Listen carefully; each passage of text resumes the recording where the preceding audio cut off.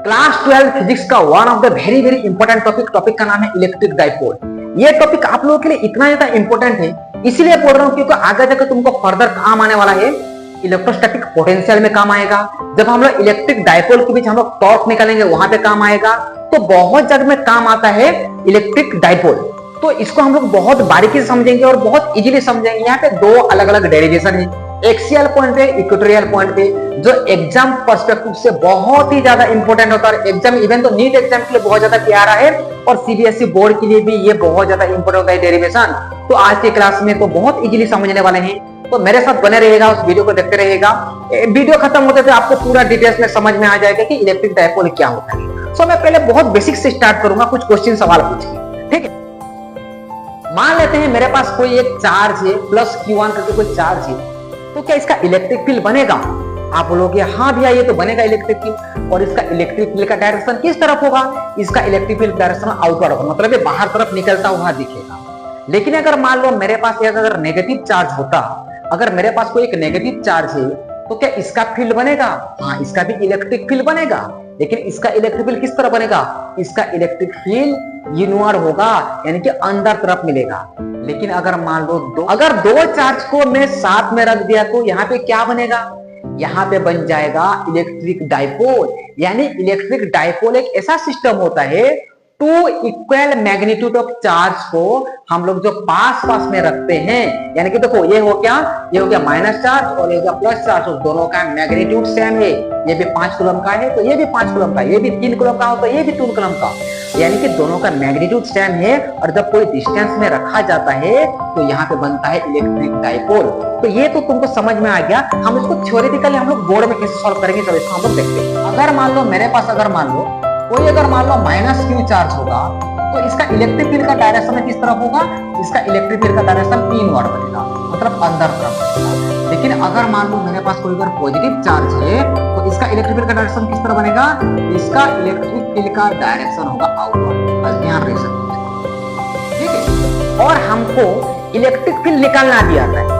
Electric field निकालने का बहुत सिंपल सा फॉर्मूला होता है। इसके बारे में अगर आप लोगों को नहीं पता है तो इसका वीडियो मैं ऑलरेडी इस चैनल में अपलोड कर चुका हूं, आप लोग देख लेना, बहुत डिटेल्स में वहां पे एक्सप्लेन किया गया है। अगर नहीं भी पता है तो एक फॉर्मूला का काम है, यहाँ पे देख लो। इसका फॉर्मूला क्या होता है? इलेक्ट्रिक फील्ड निकालने का फॉर्मूला क्या होता है? E इक्वल टू होता है KQ बाय R² होता है। K क्या होता है? K का मतलब होता है यहाँ पे कूलम कांस्टेंट बोलते हैं, और K का वैल्यू किसके बराबर होता है? K का वैल्यू होता है 1/4 पाई एप्सिलॉन नॉट होता है। ये R क्या होता है कि कहां पे हम लोग इलेक्ट्रिक फील्ड निकाले, कौन सा डिस्टेंस पे इलेक्ट्रिक फील्ड निकाल रहे हैं, तो उसको डिस्टेंस को बोलते हैं R। तो इलेक्ट्रिक फील्ड का फॉर्मूला क्या होता है? KQ by R²। इतना आपको समझ में आ जाना चाहिए, क्योंकि आगे जाके काम आने वाला ये वाला फॉर्मूला अभी इलेक्ट्रिक डाइपोल में ये बहुत एक प्लस Q चार्ज है। इन दोनों चार्ज का मैग्नीट्यूड सेम है।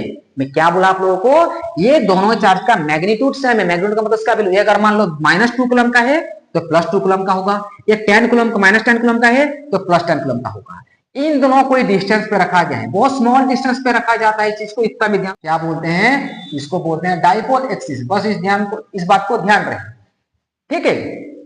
अच्छा, अब ये जो इलेक्ट्रिक डाइपोल बना हुआ है, इसका कुछ ना कुछ डायरेक्शन हुआ होगा। इसका डायरेक्शन होता है direction of electric dipole. Direction क्या होता है? नेगेटिव से निकलते हुए पॉजिटिव तरफ जाता है। इस ध्यान को दे, ये क्या होगा? ये नेगेटिव तरफ निकलेगा और जाएगा किसकी तरफ? पॉजिटिव की तरफ। From negative direction to positive direction, negative to positive होता है। इस चीज को ध्यान रहे। अच्छा, अब एक चीज आपको जानना जरूरी है कि इलेक्ट्रिक डाइपोल का हम लोग स्ट्रेन को मेजर कर सकते हैं क्या? एक चीज मैं और एक बार एग्जांपल देकर समझाता हूं। जैसे कि मान लो ये दोनों चार्ज इलेक्ट्रिक डाइपोल बना रहे हैं।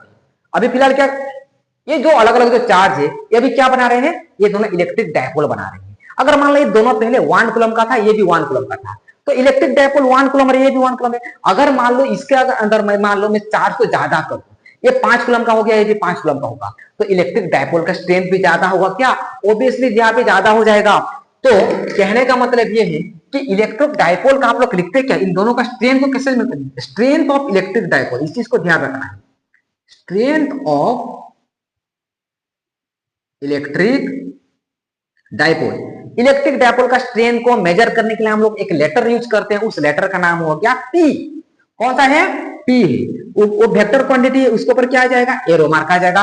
वेक्टर होने से किसी के ऊपर उसके ऊपर एरो मार्क आता है, तो वेक्टर क्वांटिटी होने की वजह से क्या हो जाएगा? उसके ऊपर एरो मार्क हो जाएगा।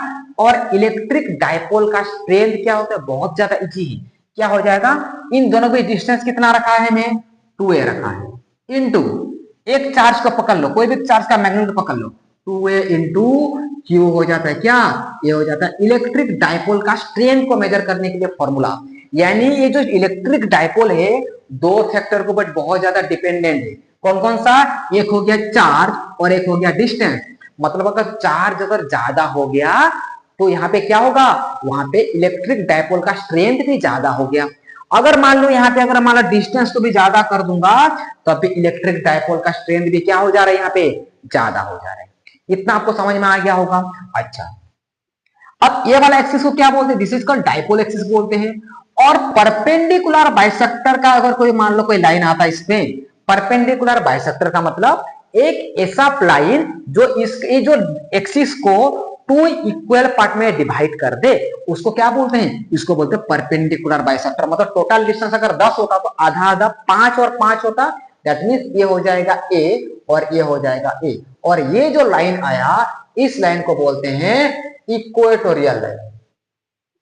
ध्यान रहे इस बात को कि आगे जाके काम आने वाला है। इतना चीज आपको जानना जरूरी है। क्या क्या चीज जानना जरूरी है? देखो अभी हम जब हम लोग डेरिवेशन करेंगे दो चीज काम आने वाला है। एक क्या है? एक E इक्वल टू क्या है? इलेक्ट्रिक फील्ड का फॉर्मूला क्या होता है? के क्यू बाय आर स्क्वायर। और दूसरा क्या है? इलेक्ट्रिक डायपोल का स्ट्रेन मेजर करने का फॉर्मूला क्या होता है? 2a इंटू क्यू होते हैं। अब इस दोनों चीज अगर पता है तो आप बहुत इजीली हम लोग क्या कर सकते हैं? इसको सॉल्व कर सकते हैं। क्या मेरे बात क्लियर है यहाँ का? तो अगर तुमको कभी कभी ये पूछा यहाँ पे नेट चार्ज कितना होगा? यहाँ पे नेट चार्ज होता है 0। क्यों 0 है? क्योंकि -5 किलो में +5 किलो में दोनों का नेट चार्ज क्या हो जाएगा? 0 हो जाएगा। ठीक है, और डायरेक्शन में देखोगे तो क्या होगा? ऑपोजिट है, तो इसका नेट चार्ज क्या हो जाएगा? 0 हो जाएगा। लेकिन यहाँ पे इलेक्ट्रिक फील्ड 0 नहीं होता है। क्यों 0 नहीं होता? दोनों का अलग अलग पॉइंट पे है, तो यहाँ पे इलेक्ट्रिक फील्ड 0 नहीं होगा। अब आते हैं कुछ बेसिक चीज में। अब हमको क्या निकालना है कि आपको इलेक्ट्रिक डायपोल दिया गया है, इस इलेक्ट्रिक डायपोल के कोई साइड में, ये वाला पॉइंट पे, इसकी साइड में यहां पे आपको पूछा जा रहा है कि यहाँ पे इलेक्ट्रिक फील्ड कितना होगा। ये वाला पॉइंट पे इलेक्ट्रिक फील्ड कितना होगा या फिर ये वाला पॉइंट पे इलेक्ट्रिक फील्ड कितना होगा, हमको ही निकाल के दिखाना है। तो मैं कोई एक पॉइंट पे निकाल देता हूं कि इलेक्ट्रिक फील्ड कितना होगा। इसको बोलते हैं कोई एक्सियल पॉइंट है, एक्सिस है, एक्सिस है, इस एक्सिस के सीधा सीधा लाइन पे अगर मान लो कोई पॉइंट पे यहाँ पे इलेक्ट्रिक फील्ड का स्ट्रेंथ कितना होगा हमको मेजर करना है। तो बहुत ज्यादा इजी है यार, बहुत इजी। थोड़ा सा ध्यान दोगे तो बहुत इजीली इसको आपको सॉल्व कर सकते हो। देखो मेरे को ये वाला पॉइंट पे, चलो इस वाला पॉइंट को मान लेता हूं मैं ए। इस ए पॉइंट पे मेरे को क्या निकालना है? इस ए पॉइंट पे मेरे को इलेक्ट्रिक फील्ड का स्ट्रेंथ मेजर करना है डायपोल में। तो कैसे करेंगे पहले हम लोग देख लेते हैं। पहले तो ये समझो एक क्यू चार्ज है, क्यू चार्ज है, तो इसका इसके ऊपर फोर्स किस तरफ लगाएगा? आउटर लगेगा। इसका फील्ड का डायरेक्शन किस तरफ होगा? इस तरफ होगा कि नहीं होगा? अभी थोड़ी देर पहले बताया कि Q का प्लस का चार्ज का क्या होता है? उसका इलेक्ट्रिक फील्ड आउटवर्ड होता है, मतलब बाहर तरफ। तो इसका इलेक्ट्रिक फील्ड का डायरेक्शन इस तरफ होगा। तो इसको मैं लिखा E प्लस क्यू लिखा। और इस चार्ज के वजह से ये वाला पॉइंट में कितना होगा? इसका डायरेक्शन ए, इसको भी फोर्स लगाएगा। किन लगाए? इसको भी फोर्स लगाएगा। तो इसका डायरेक्शन किस तरफ होगा? इसका डायरेक्शन होगा इनवर्ड होगा, मतलब E माइनस क्यू हो गया। यहां तक समझ में आ गया होगा आप लोगों को। अच्छा, इन दोनों के बीच डिस्टेंस कितना है? इन दोनों के बीच डिस्टेंस हो गया 2a। तो इसका आधा आधा कितना हो जाएगा? ये हो गया a और ये हो गया a। तो टोटल डिस्टेंस कितना था? टोटल डिस्टेंस 2a था। तो मैं आधा आधा कर दिया, कितना हो गया? a हो गया और a भी हो गया। ये वाला पॉइंट से लेके, देखो मिड पॉइंट से लेके आपको एक बात ध्यान देना है, ये डिस्टेंस कहां तक? ये r तक, यहां तक। ये वाला मिड पॉइंट से लेके ए तक का डिस्टेंस कितना है? r है। कितना डिस्टेंस है? r डिस्टेंस है। ये वाला लेके यहां तक डिस्टेंस कितना है? r है। अभी देखो, अब मेरे को Q पॉइंट पे कितना इलेक्ट्रिक फील्ड है और माइनस Q पे कितना इलेक्ट्रिक फील्ड है, ये इन दोनों को मैं निकालना चाहूंगा। अभी मेरे को एक सवाल, एक आंसर का जवाब दो। Q ज्यादा पावरफुल होगा अभी के लिए कि माइनस Q ज्यादा पावरफुल होगा? किसके ऊपर ज्यादा स्ट्रेंथ हो रहा होगा? Q के ऊपर। क्यों? इसके पास में है भाई, ए इसके पास में है, तो Q ज्यादा पावरफुल हुआ होगा, ये लेस पावरफुल हुआ होगा। यस और नो? और दोनों का डायरेक्शन भी क्या है? ऑपोजिट है, तो मैं क्या कर दूंगा यहाँ पे वेक्टर एडिशन कर दूंगा, आंसर निकल जाएगा। अच्छा निकालते हैं E प्लस क्यू का, पहले निकालते हैं E प्लस क्यू का, इसका कितना निकलेगा, देखो फॉर्मूला क्या होता है, इलेक्ट्रिक फील्ड का फॉर्मूला लिख दिया हूं, के क्यू बाय आर स्क्वायर, के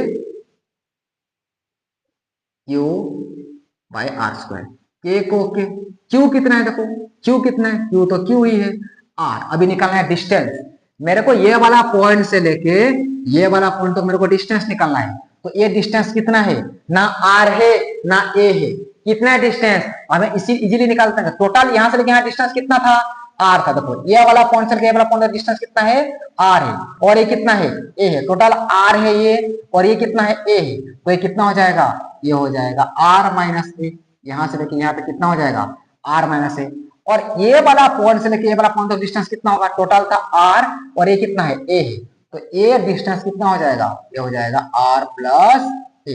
अगर इतना ध्यान में आ जाए तो बाकी और कुछ बचाए नहीं यार, बहुत इजीली सॉल्व हो जाएगा। यहाँ पे देखो तो के क्यू बाई कितना हो गया, आर स्क्वायर हो गया, तो आर कितना है, देखो प्लस क्यू के लिए आर कितना है, आर माइनस ए, तो कितना हो गया, आर माइनस ए का स्क्वायर, और ई माइनस क्यू के लिए क्या हो जाएगा, सेम फॉर्मूला के क्यू बाई आर स्क्वायर, सो के क्यू बाई आर कितना है, देखो आर प्लस ए का स्क्वायर हो गया।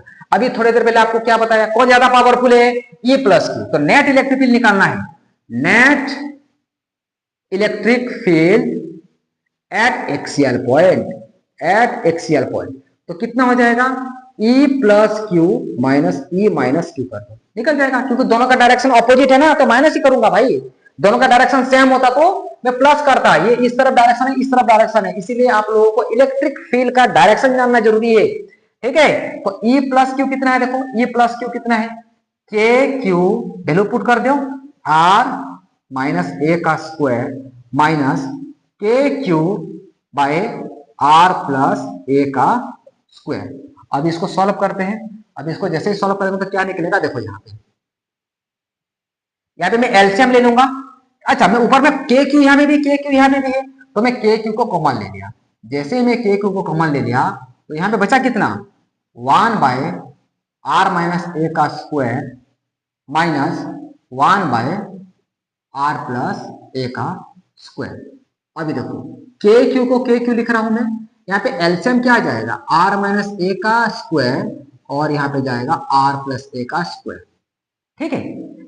कभी भी दो फ्रैक्शन होता है तो हम लोग एलसीएम लेते हैं, तो यहाँ पे भी एलसीएम ले लिया, एलसीएम में जाएगा, यहाँ से कट जाएगा तो क्या बचेगा, यहाँ पे बचेगा आर प्लस ए का square minus are minus A का स्क्वायर। अभी देखो के क्यू को के क्यू, यहाँ पे देखो एक फॉर्मूला पूछ रहा है, यहाँ पे एक आइडेंटिटी पूछ रहा है, ए प्लस बी का होल स्क्वायर, तो मैं लिखूंगा यहाँ पे A square plus B square plus 2ab, और यहाँ पे लिखूंगा, चलो इसमें ब्रैकेट देता हूं, A square plus B square minus 2ab। देखो मैं इसलिए ब्रैकेट दिया, और देखो ए माइनस बी का whole square, A minus B plus B क्या होता है, A square minus B square का स्क्वायर हो जाएगा। अभी देखो मैं और एक लाइन नहीं करूंगा, यहाँ पे ब्रैकेट ओपन कर देता हूं, जैसे ही मैं यहाँ पे ब्रैकेट ओपन कर दूंगा तो अंदर वाला साइन सब चेंज हो जाएगा, माइनस क्या हो जाएगा, प्लस हो जाएगा, प्लस क्या हो जाएगा, माइनस हो जाएगा, तो plus R square plus A square minus minus square cut गया, ऑपोजिट है, और बचा क्या यहाँ पे बचा क्या, के क्यू इक्वल टू 2RA कितना आ रहा हो गया, 4RA बाई क्या निकल गया, आर स्क्वायर माइनस ए स्क्वायर का स्क्वायर हो गया। यहां तक आप लोगों को क्लियर हो गया होगा। अभी देखो इसको आगे सॉल्व करते हैं, अभी हम लोग यहाँ पे सॉल्व करते हैं, यहाँ पे सॉल्व करते, देखो अभी कुछ बचा नहीं, के क्यू इक्वल टू 4RA दिया है, मैं इसको तोड़ना चाहता हूं, 4 को मैं तोड़ना चाहता हूं, तो 4 को तोड़ना तो क्या आ जाएगा, देखो तो 2 R into A divided by are square minus A square का स्क्वायर हो गया। आपके दिमाग में ये चल रहा है ना, तोड़ा क्यों गया, क्योंकि मेरे को इलेक्ट्रिक डायपोल का स्ट्रेन का फॉर्मूला पता है, क्या होता है, 2a इंटू क्यू होता है, तो देखो तो 2 ये है, ए ये है, क्यू ए है, तो इसकी जगह मैं p लिख सकता हूं कि नहीं लिख सकता हूं, तो p लिख सकता हूं, तो इसीलिए मैं इसको तोड़ दिया और क्या लिख दिया, यहाँ पे p लिख दिया, p लिख दिया, बचा क्या है, k बचा है, इसका तो p आ गया, और क्या बचा है, 2 बचा है, और क्या बचा, r बचा, बाय कितना हो गया, आर स्क्वायर माइनस ए स्क्वायर का स्क्वायर। ये क्या निकल गया, ये निकल गया तुम्हारा electric dipole at axial point का। इसका फॉर्मूला ये हो गया, क्या निकल गया, 2kpr by are square minus A square का स्क्वायर। इसको कैसे लिखा जाता है, इसको लिखा जाता है पहले के लिखा जाएगा 2pr by are square minus A square का स्क्वायर होता है। के का फॉर्मूला क्या था, 1/4 pi epsilon naught into 2pr by are square minus A square का स्क्वायर हो गया। लेकिन कभी कभी क्या दिया जाता है, कभी कभी एग्जाम में दिया जाता है तुम लोगों का कि जो आर का डिस्टेंस है ना बहुत ज्यादा है, आर इज बहुत वेरी मच ग्रेटर देन ए। अगर मान लो 2a से अगर इसका डिस्टेंस ज्यादा है आर का डिस्टेंस, तो यहाँ पे क्या हो जाएगा, ये वैल्यू आ जाएगा, ये वैल्यू आ जाएगा यहाँ पे के ऊपर में कितना था 2pr बाय, देखो आर एक तो बहुत नेग्लिजिबल है ना यहाँ पे, क्योंकि आर का डिस्टेंस बहुत ही ज्यादा है, तो एक नेग्लिजिबल हो जाएगा।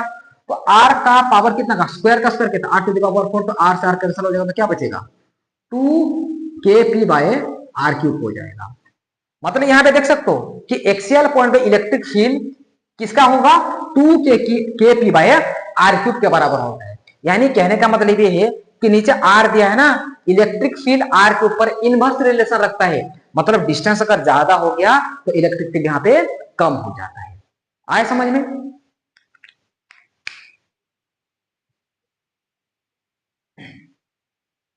नेक्स्ट क्लास में हम लोग देखने वाले हैं कि इक्वेटोरियल पॉइंट पे इसका इलेक्ट्रिक फील्ड कितना होगा। हम लोग नेक्स्ट क्लास में इसको समझ के देखते हैं।